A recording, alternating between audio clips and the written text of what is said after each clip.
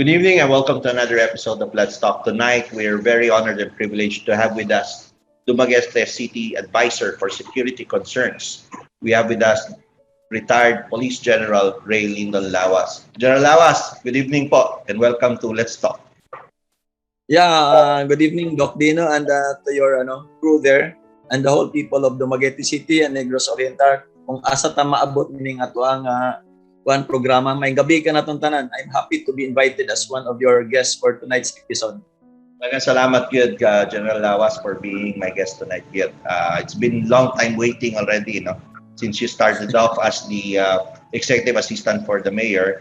But you were too busy with certain health protocols and concerns na imong i-implement, ini-implement natin for IATF dito sa Dumaguete. So now that you are running for councilor and you are the advisor of the city for security concerns, pro bono, voluntary, grabe, no?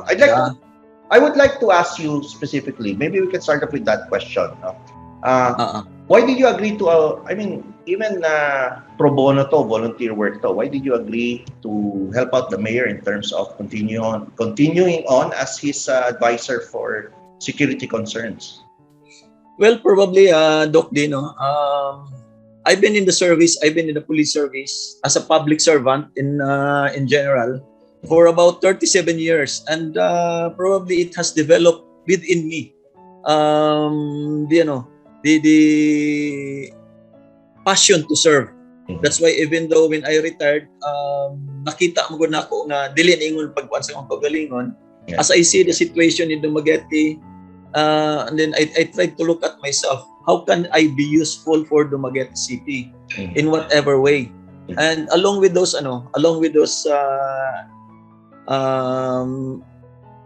point of view, nakita na ko nga maybe I can be more useful if I can lend a hand or share what I knew based on my experience to the city. I was given the chance to talk with the mayor. I offered myself initially. Even at first, ako lang yun nga, asa ko makatabang. And I'm happy that Mayor Remolio talked me in initially as an executive assistant for security concerns. Of course, wag ko kibalo nga naday siya plantilla. Because what I am trying to is asa ko makatabang. Correct. Although with the filing of the candidacy which calls for me to resign from that plantilla position, yes. Nagsugod magyud na siyang niboluntaryo ko. Una nang I did not hesitate to offer to the mayor again to continue my service to Dumaguete.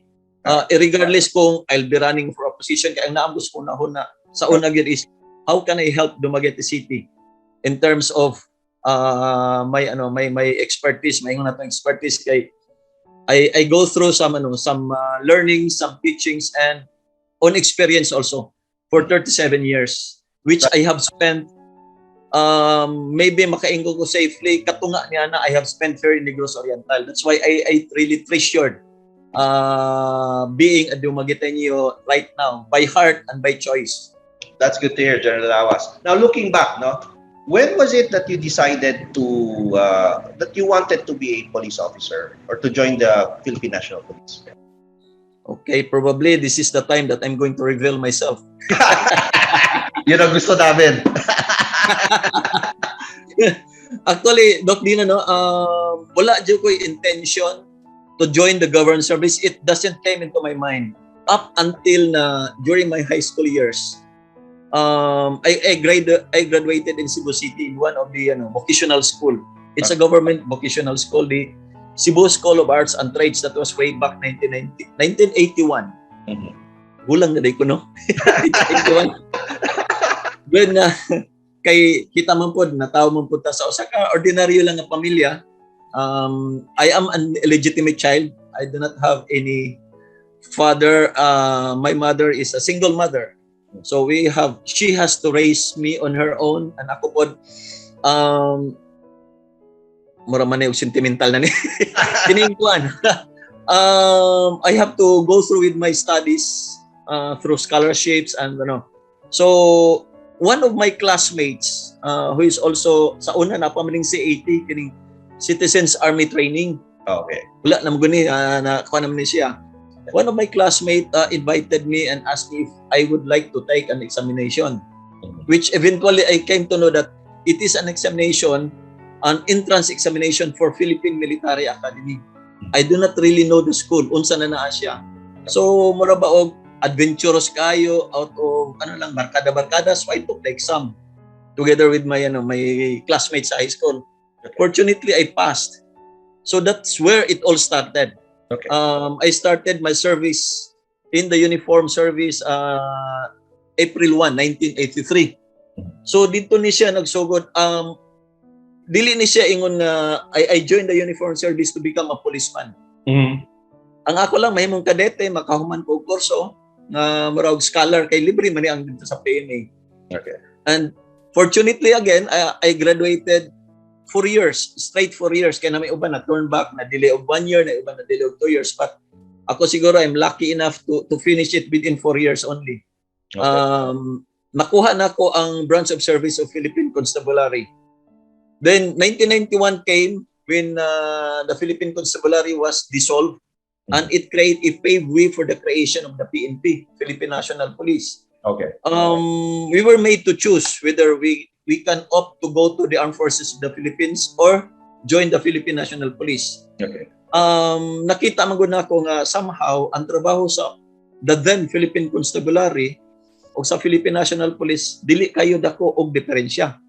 So majority of us, kami mga classmates sa PMA who belong to the Philippine Constabulary group decided to join the Philippine National Police. Okay. That's where it all started of me being a policeman. But starting 1983 pa, I was then really in the public service na up to this time that I retired. And even up to now, I can still consider myself as a public servant. General Lawas, let's talk about your how you rose from the ranks in the Philippine National Police Organization, including your major accomplishments and briefly major assignments and accomplishments. Yeah, nagsugod ko as an ordinary uniformed serviceman. Nagsugod ko from the ranks. Wala ningon na I directly go to a higher position, a juicy position. Nagsugod ko as a field officer.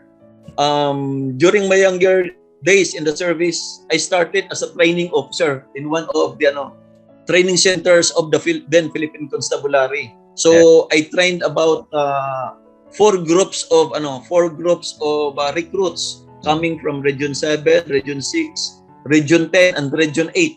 Okay. In Cebu, that was in Cebu. That was 1987. Few months after I graduated, I was assigned at now Police Regional Office 7. So from there, as my career grows, I was deployed in Negros Oriental. September 1987, that was the first time that I set foot on Negros Oriental. I did not know that from that time on, mura ba og giguhit na akong palad nga I will become a immigrant na di ay later on being captivated by a Dumaguetenya. Correct. So started when as a junior officer, I became chief of police in Dumaguete City. Then later on, I became a company commander of a maneuver force of the Philippine Constabulary, which later on became a PNP. Yeah. Then I became a junior staff at the office, sa provincial office at the region. Then later, I became a provincial director of Negros Oriental Provincial Police Office. So katong stint na ni Ana is mura og 2 years ko sa Negros, 2 years ito sa Cebu, then Bohol, then balik na po sa Negros. Mura na ako ang destination ba. Ang kaingon siguro ko, I was really meant to be in Negros Oriental. Kaya mura may ako ang kuan. Yeah. Up until nga I rose through the higher level of the organization, I became city director of Lapu-Lapu City. Then I went through the major departments of the PNP, like investigation, operation, intelligence, on human resource, on the conduct of training. Naagyan na nako tanan. So kumbaga ba, these are the much needed areas in the government service that you have to go through. It will help you build or become a better person, be public servant kay on handling of personnel, management of personnel. How do you conduct an plan out for some strategies in addressing particular situation, gathering of information, and something like that. Ang wala lang siguro na kumagi is how to handle money and how to handle logistics. Kaya wala sa akong linya. Okay. So later on, I become a deputy regional director for administration. For operation, and nisakan ako din sa Krami. Okay. I assigned as the executive officer of the human resource and doctrine development. Then later on, I was with the investigation, one of the departments of the investigation, and deputy director for operation. And then the last position that I held before retirement was I was the director of the train service. So maingon ako, to sum it all, I go through all the levels of careers in the PNP service, and I learned a lot in all those aspects, which probably made me become a better learned public servant, which I can be used in the different arena right now in public service. Yes. So such a Dok Dinno. It's such a colorful military career for you, General Lawas. Now, let me talk to you about things that Mayor Remolyo said. No, he often says that when you were his chief of police in his first term as mayor of Dumaguete City, some 20 years back, no. Describe to us the working relationship that you had with Mayor Remolyo then, and what were the most significant challenges and accomplishment at that time. Yeah, that's right. I can still clearly recall how I worked with Mayor Remolyo. That was about late part of 1990 and early part of 2020. I think that was the first time that he became mayor. Yes. Makaingon siguro ko, swerte siguro ko nga by the time the first unit nga or police station nga ako nagpunitan Dumaguete City, and I had a local chief executive who is very supportive. Yeah. Not only with the police, but all other government agencies who are in the field of security and safety. Of course, tanan gitanaw yun ni Mayor, but I cannot talk in behalf of the other departments of other areas. But when you talk about peace and order, supportive yung kay si Mayor. Ang una niyang priority is the moral of the men. Kay matod pa niya, kung malipayon ang imuhang kauban sa opisina, he will really, or that guy, that public servant will really work hard. Not only to impress your boss, but tungod kay kontento ka sa imuhang dawat mo nang suklian nimo siya og igo nga trabaho. And that's what helped me develop a mentality of how are you going to manage your men. Very supportive kay siya. In fact, during our time, that was the time that we have discussed how to secure Dumaguete City. And we formulated with the Peace and Order Council, we formulated atong gitawag na mo concentric security system, which it earned the praise and appreciation of the regional office, and we were given a certificate to Dumaguete City Police Station for adopting that kind of that security containment ring system. And then di hapod na mo kasi Mayor even ron makaingon jud ko yung even sa una pa ang ana na si Mayor, visionary na siya. We tried to project what Dumaguete will be few years after. So ang among gitan-aw karon is how we can better serve the community by providing a very safe and sound environment. So kato pa lang unang way back 1990, 2000, gaplano namin ni Mayor kanang ingon nga creating substations in Dumaguete. Ang isa lang la hindrance nga wala ko siya ma-materialize tungod kay kulang og tawo. Muna na ang when I was taken in by the Mayor nga as his executive assistant for security, usag na namong istoryahan, i-revive to namong plano, putting up substations in strategic areas within Dumaguete City. Okay. That would provide an avenue for a closer linkage or services of the police onto the community. Di lang kay naka-concentrate sa business district area, but in the far-flung barangays, kanaatay ibutang nga mga substation. Yeah. So, this idea of creating substations is not new. It was crafted even before, during our early partnership with the mayor. No. One of the challenges sa una mo, itong na-conceptualize na mo kay, at the time, tungod kay gamay pa kayo ang resources of Dumaguete in terms of personnel, in terms of mobility, communication, we tried to cope up with the peace and order situation, kato mga crime incidents, mo among gi-address, and with the help of the city government through the mayor, gradually napamaba na to ang atang sitwasyon. In fact, this is one thing that I can be proud of when I was the chief of police of Dumaguete with the mayor as the chief executive of Dumaguete. Because of my experience and what we adopted in Dumaguete City, I was adjudged as one of the country's outstanding policemen in service. Wow. In the year 2004, 2003. Okay. Katong amo ang how we conduct and deal ourselves with the Muslim community. Kay it was at that time nga ang dito sa Mindanao usog kayong infighting medyo there was a problem on relationship between the Muslim and the Christian community, between our armed force, the Philippines, and the Muslim dissident groups. Yeah.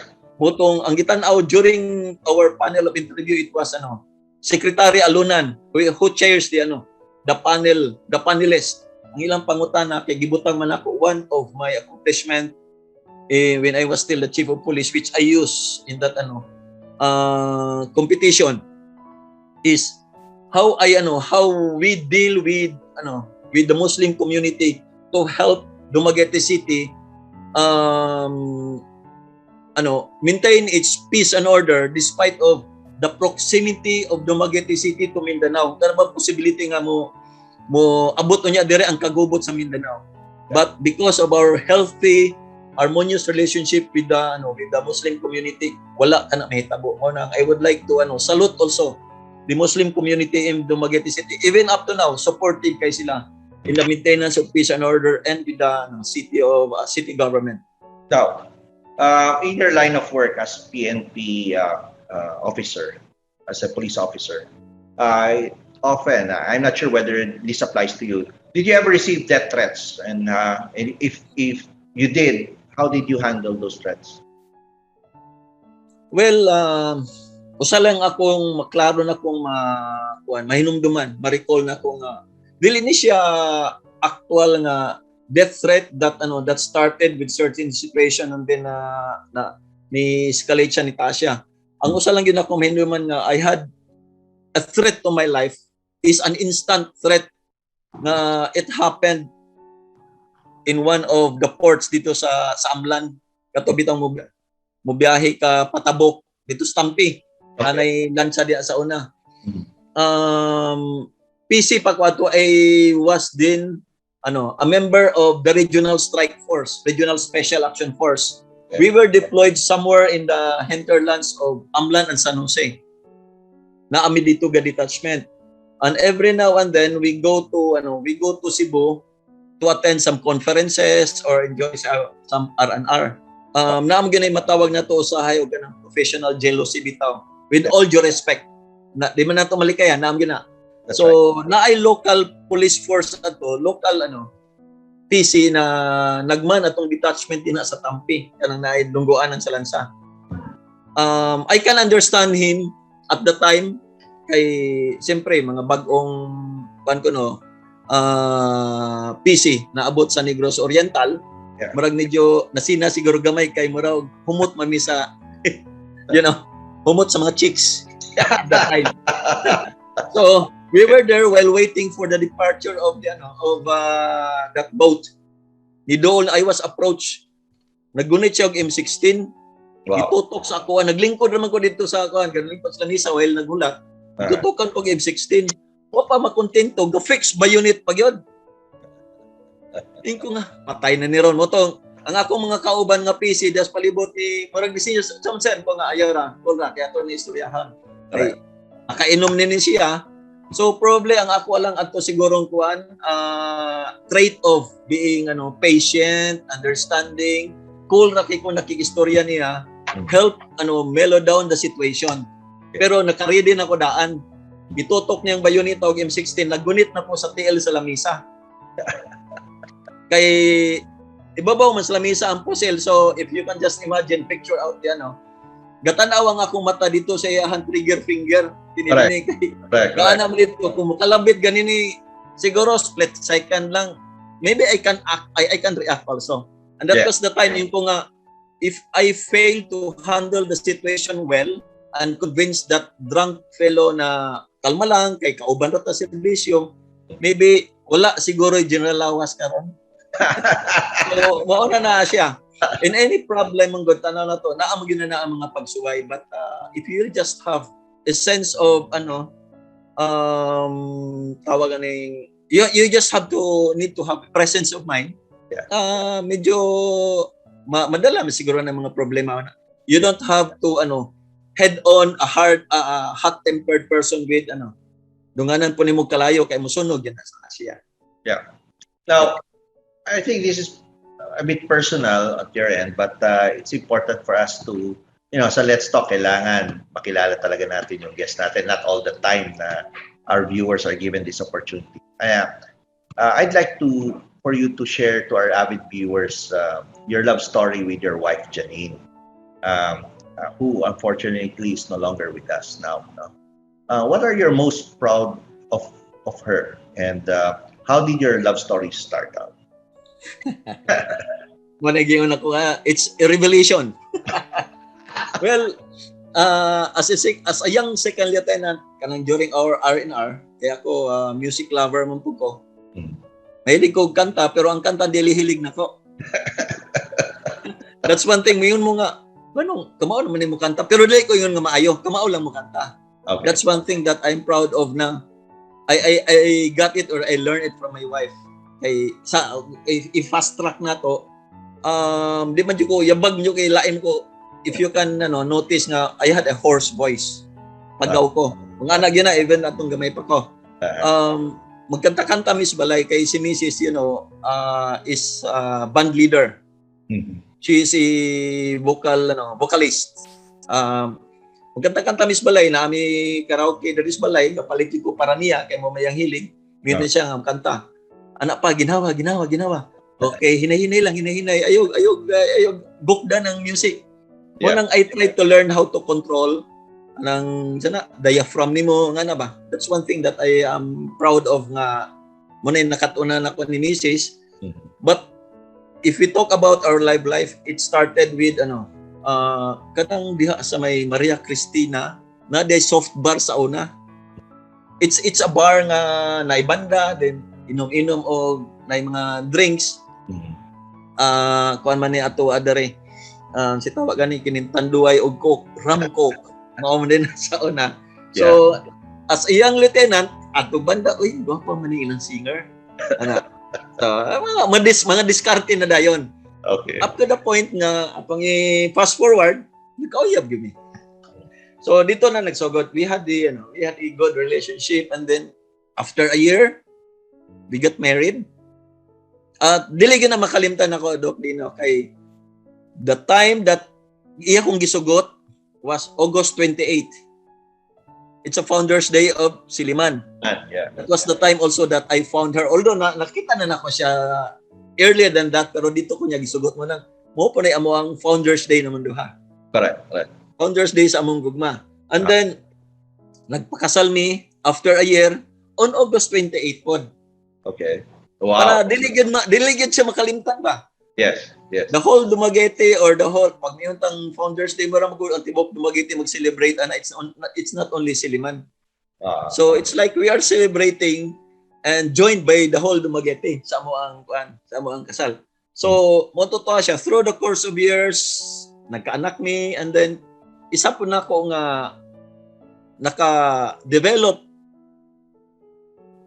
na-develop sa akong wife there na ako is how I carry myself. Sa una, unsa gutay kalibutan nato nga gianak lang tao ko sa ka-ordinaryong pamilya.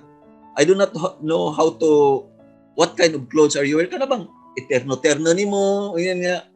Muna, marabaw, my wife see to it that yun siya nga, official go kagod, kinahanglan medyo, ang imuhang barog, katuhuan pag ang official, kay kung official ka, o niya ang imuhang sinuloban, badoy kayo, yun sa mimutuon nimo, which is really right, di ba? Right. You must know how to project yourself based on your stature on the society. Correct. Oo. Muna na ang, that's one thing, makaingon ko, he made me a person. In terms of whatever na ano, munang that is forever I be grateful aside from the kind of love, understanding ihatag niya sa ako. Igo na siguro Dok, kay murag medyo ano na. May emotion ko. On a serious note, no, how did you cope up with the loss of such a very important person in your life? Well, even up to now, I'm still coping and I'm still on the stage of healing. Time can tell kung kano sa, but bisag makita ko niyong I am joyful, I'm just trying to carry myself. Pero there are really times na if I'm alone, memories will bring back. Kaya no meron nung sungugan kaning Facebook. Di ba na mo gawas mo na sa Facebook 1 year ago, mo ni inyo hang 3 years ago. Grabe po ning Facebook. I even thought of na ko ang Facebook, pero these are memories, happy memories which nalipay lang po ko. Yeah. Nga ang katong imuhang mga kuan becomes a treasure for you na that will even add more value sa imuhang mga past nimo nga that will keep on reminding you nga oy na kay hinigugma sa una ang kinahigugmaon nimo usab. Kinini this is something that ako ikuan sa iya ha. I just keep myself busy. Yes. And probably there's a reason nga nganong na ako karon sa city, na ako karon ka mayor og sa taga Dumaguete City kay mayon siguro ko I tried to look at the positive side when I lost my wife. Kay siguro I could not have served Dumaguete if my wife is still around. I'm not saying mas maayong namatay si Mrs. Dili na siya. Yeah. It gives me the opportunity to continue. Kaya usamay sa among gisabutan ni Mrs. Katong I was already a few months away from retirement na diha na si Mrs. Ingon siya nga, pa, og mo retire gani ka, mo retire lang po ko. Kung sa may itong bahaton, siya di magsuri-suri ta, enjoy ta sa atong fruits of our labor, and then we will continue serving Dumaguete in a different level. Kay she had been district chief of LTO in Dumaguete City. That's right. In Baez, in Bayawan, puparhiyo na po na ako serving the community. Yes. Muna ang saad nga mo padayon mi sa mong pagserbisyo. So when I lost her last August 15, I promised to her kung unsang ihandam ko nga makaserbisyo pagpadayon sa Dumaguete, ako kanang ipadayon. Yes. Muna na ang gihimo na nako siyang inspirasyon. And nabisi ako una karon ang ako ang time instead of being lonely at the house, in our room, the bed, I keep myself busy by serving the community because after all, mo po na usa sa ihandam go, mo na usa sa amo ang danggon ha. So I am happy serving Dumaguete because at the same way that reminds me of my wife nga mo po di handam go. Now let's take you to another area now. From a rigid life of as a military or as a police officer, you have decided to enter politics or the political arena in the city as a city councilor. Now, how did you arrive at that decision? Well, sa sinugdanan pa lang kaganyan, niingon ko nga my 37 years in the government service developed me an attitude of being a passionate public servant.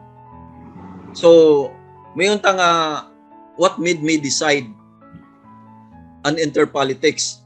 I joined the race not to become a politician. I joined the race because I want to continue my public service, which I have started few years back. But it cannot be denied na when you join and become, let's say, a councilor, you will become a politician. But this is one thing that I will keep in my mind. Ni-join ko aning pagserbisyo sa bago karon nga venture nako. It's not because I want to become a politician, but I want to continue my public service. Kung mahimo man siguro kung politician later on, maybe 10%, 15%, 20%, but I will keep in mind the reason why I joined this one is I want to continue my public service, not as a politician. Ako mong tanaw ni Dok Dinno, dako kay diferensya if you are a politician and you are a public servant. That's right. That's right. But being a retired police officer, or police general at that, what do you think would be most helpful to you in making you as a successful counselor? Well, natutunan mo dun sa police, no? Pagiging police. How do you feel na magagamit mo yan to be a successful city councilor? Well, for me, Dok Dinno, I do not regard myself as a highly elevated person because I am holding a rank of general. If you can notice, there are even times nga, yung kung ayaw lang kong tawag general, just call me Ray. But dili, I cannot take it away man kay mo naman I earned that I earned that rank also. But dili ko ingon nga manghambog ka general nga pag yung general nadungog mo na ako ay general na siya stricto kay na police pag yun. Dili ka ta maglisod og adjust ana niya. No, through the course of my service, I learned to be humble. In fact, even when I was still holding that rank or nag-hold of colonel, I always go down to the level of the grassroots of the PNP organization. Even up to now, I can mingle myself with an ordinary patrolman or even the barangay tanod. So, wala kay para na ako, kay naana maguna sa ako ang kinaiya, I would not find it hard to adjust to a new life. Kay I've been doing, mobita na yun ako ganyan, I focus now as a public servant. So, I will not find it hard to adjust. Kay I have been living with that kind of life for 37 years. Ang diferensya lang siguro, ang nakahibalag na ko at that time are those belonging to the security sector. Now, if you become kung pananglitan, tugutan man sa kahigayunan, sa Ginoo, o sa atong katawan sa dumageting na mahimo kong konsihal, siguro ang ako lang i-adjust is now with the civilian sector. Yeah. Which ako pong tanaw, dili po siguro kay ko maglisod kay muning usang advantage karon of being in the PNP service compared to those in the armed forces. Yeah. Kay being in the police service, you have all the opportunity to deal with the civilian sector, the ordinary people on the streets compared to, but ang takaw, army. To ka kasagaran to ka permis bukid, away from the populace. But if you are a policeman, you are within within the populace because that's where the PNP is needed most. Law enforcement, investigation, training, something like that. You deal with the common people. So, pareho gyapon na niya kung pananglitan mahimo kong konsehal, I will be dealing with the same people whom I am meeting during my years in the active service. So, I will not find it hard. Now, you were in the thick of things during the for the IATF, no, yung katong sa city na to, na whose major task is to enforce COVID-19 protocols, no. How effective has our health marshals been, which you headed, in implementing the minimum health standards among the people and the establishments concerned? Well, first and foremost, probably siguro I am fortunate because I have during my years in service, I learned a lot on handling different kind of situations. I was even I became commander of the different task force, not only in the region but as well in the national. Yes. Before I retired, I was the national task force commander on Southeast Asian Games, wherein I was dealing with a lot with different government agencies, with different protocols and policies, with different personalities. So ang akong buti pasabot ana is I can now adjust to the different kind of situations. So kinini ang experience na akong gigamit karon diri sa ato ang how we handle the city on a local level. Kay when you enforce, lain-laing tao imong makitaan, lain-lain og problema, lain-lain og issue, lain-lain og concern. Correct. So, onya, kini pong akong membro sa Health Marshal, they came from the different offices. Correct. Lain-lain sila og tahas nga kuan din di group nimo. So ang usang challenge na ko is, how am I going to lead these people who have different mindset? Kaya ilang mindset nila sa pagserbisyo is na taga traffic, na taga special enforcement unit, na administrative, yes, na even taga DTI kuyog na mo, na taga health, ano ba? So it's a mixture of, it's a diversified kind of personality and function. So usa ng challenge. So what I did was I grouped them, we discussed things. Ang una na ako is I tried to elicit what is in their mind on how are we going to implement. Yes. Para in that way, matagaan mo sila og importansya nga, ay, may necessary kay maminaw din namo ana ba. Then we decided on how to implement. Correct. I just become a facilitator on their concept or idea. So when we go out, and I always keep in mind to get guidance from the mayor. Like for example, there are situations na kinahanglan we have to be very strict in the implementation of law. Pero ang guidance ni Mayor, maximum tolerance lang ta for as long as we will arrive at the same direction, at the same goal and vision.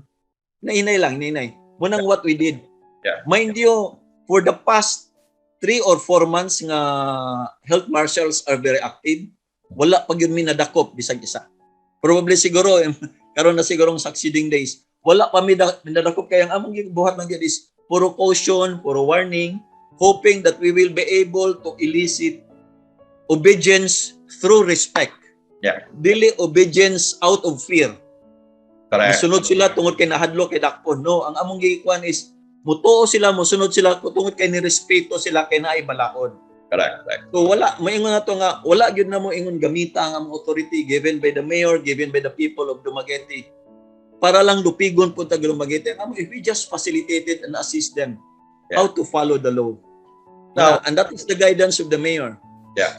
General, in your bid to be city councilor, of Dumaguete City, why did you choose to run under the Lupad Dumaguete performance team of Mayor Iberomolio?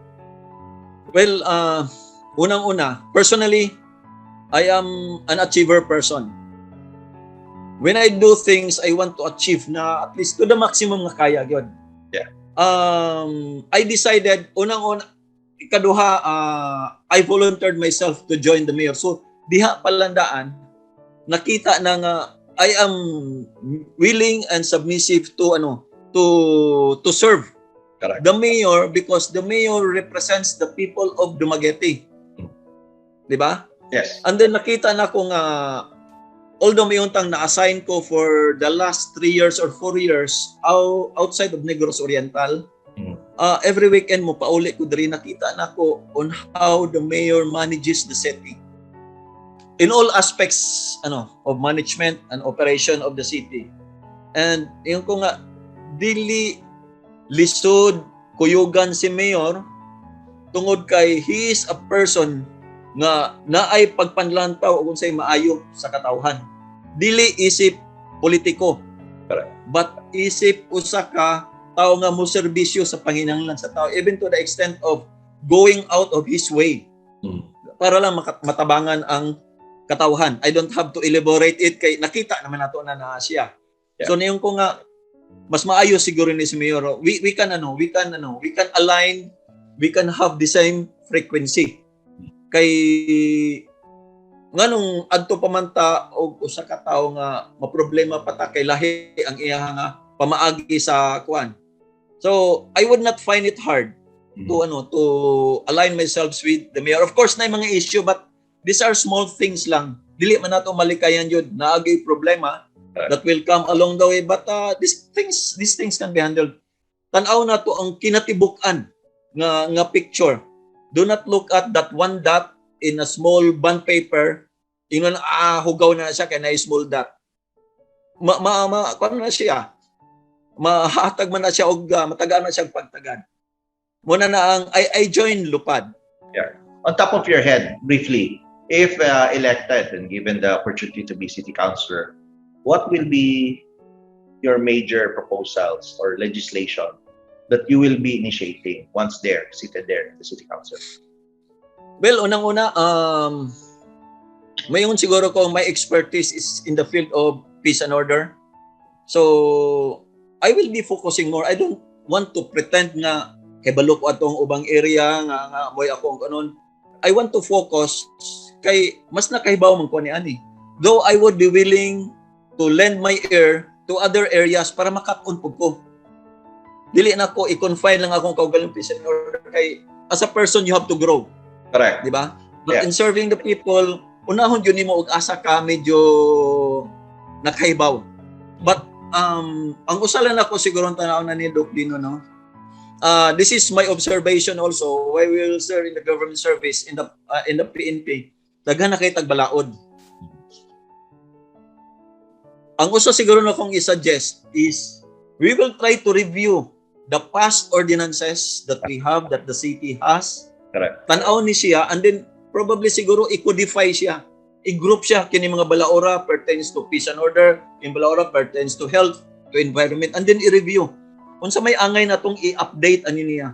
We don't have to create new laws tungod kay tungod kay konsehal ka, magbuhat po kag imuha niya. Tanaw din mo, unnecessary na di ay. Tanawon sa nato to siya. That is to give due credence atong mga nagbuhat niya ng mga nauna nato. Yeah. Kay gibuhat na nila tungod kay nay katuyuan. So ato na lang ana is i-update siya to the current situation. Para ante ang isa mo nakita nako, daghan nakita balaod nga wala gani ma-implement. Yeah. Why create a new law? All you just have to do is you update all these laws that would suit to the current situation and see to it that these things shall be implemented. Kay useless man ang balaod kung dili siya ma-implementar. Yeah. Correct. Sayang lang kay ang kwarta nga gigahin niya na para pagbuhat niya dili day ma-implementar. So, but if ever man kinahanglan o panangitan kinahanglan nun yun nga mo create kitag bago nga balaod tungod sa prevailing situation, then we will do it, but it should be crafted para it will serve its purpose. Okay. Kaya na ako nakita man god na mga balaod nga natulog lang. Then usa na kong pagalantaon siguro ni Dok Dinno, no, is with all due respect, tanaw na to atong mga karsada gipalapdan. Pero what happened to this extended portion of the road? It became a parking lot. Correct. So wala ma-achieve ang purpose nganong gipalapdan nato. In that way, siguro mo ni ang usa na kong gikuan kay I do not see any much problem on peace. Ang sa peace side. Although we have to prepare by the time na may vision si Mayor nga mo develop ang mga katawhan na ay pagpanglantaw, pagpanghandom nga muuswag po ang ekonomiya sa Dumaguete City. Yeah. So, how are we going to elevate our social standing? Siguro by bringing in investors na ay mga mayon ning ni Mayor kining iyahang projection on how to develop the city in the different areas, dili lang mo focus sa business district. So, we have to prepare our police stations matong yun na pagaganiha. Mo create og substation. Correct. Kung asa nini ang mga mag-open up og business area si Mayor, adto na to pasundan na to og police stations dito para ma-maintain yun hapon ang orderliness. Yes. Diba, Dok? And second is kinini ang ato ang sa traffic. I think we have to come up with a more sensible kanabang that will suit the present situation. Sa ako lang tanaw ni personally na akong pagpandantaw is usa sa naka-contribute sa traffic is daghang kaayong bara sa kalsada. Kanang tan-awon istudyohan gyud og maayo kini mga parking areas kay with all due respect again to the concerned agency, mga patigayon ng anak, somehow we have to join hand with the government in addressing this problem. Dili lang kay gobyerno na si Gitag Tudlos, gobyerno niya siya day mismo nagpabuyag day sa dias karsada. Yeah. So instilling discipline again, becoming irresponsible Dumagueteño kay kinintanan para manin gyapon nato. Yes. Now, General. Yes, Doc. So apong yung kaya itong conversation or talk. Last note, your message to the people of Dumaguete City, please. Yeah, one thing that I can, probably I can say to Dumaguete, pangutanan ako, do you love Dumaguete? If you love Dumaguete, you must learn how to become a responsible Dumagueteño. It is a broad, lapad kay na siya nga kuan, but being an educated person, kita tanan, kabalo naman tag unsay angay natong buhaton. There are times that we have to sacrifice for the sake of Dumaguete. And if the time comes, we must be willing to do it, because when you sacrifice your little thing for Dumaguete, you're also doing good, not only for yourself, but you will be doing good for the whole people of Dumaguete and for the generations to come.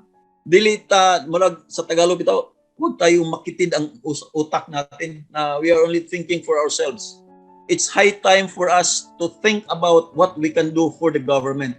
Na may presidente naging na but this is reality. Kung unsa may angay natong buhaton, that's the reason why I volunteered to serve Dumaguete. If it may serve a challenge to the Dumagueteños, let it be. I'll challenge you to show to Dumaguete that you are really from Dumaguete and that you love Dumaguete. Do what you think is right for Dumaguete. And maupo ka na'y damgos ato ang mayor, si Mayor Epe Remolio, ug unsay kaayuhan sa Dumaguete, ato ka nang ihatag sa Dumaguete. General Lawas, thank you very much. Daghang salamat for being our guest tonight. Yeah, thank you, Dok Dinno. It's my pleasure, and dako ni na kong dungog nga giimbitar ko nimo para I can really reach out to the people of Dumaguete. That's right. What is in my mind? Yes. Nakadungog. Imiyon na silang, Ilado na Kaiskas Dumaguete. Yes, Ilado ang akong apelyido, but there are a lot of things behind that apelyido. There are a lot of things behind that person. And this is one way, salamat kayo, this is an opportunity for me to share to the people of Dumaguete. And not only what I can do, but what we can do as Dumagueteños. Yes. Daghang kayong salamat, Dok Dinno, sa ato mga kaigsuonan sa Dumaguete. Daghang salamat to Sob, General Lawas. That was our guest for tonight, retired PNP General Ray Lidl Lawas. Please, for our viewers, continue to like our Facebook, Twitter, and Instagram, and continue to like and subscribe to our YouTube channel. So that's our episode for tonight. I'm Dok Dinno. Be well.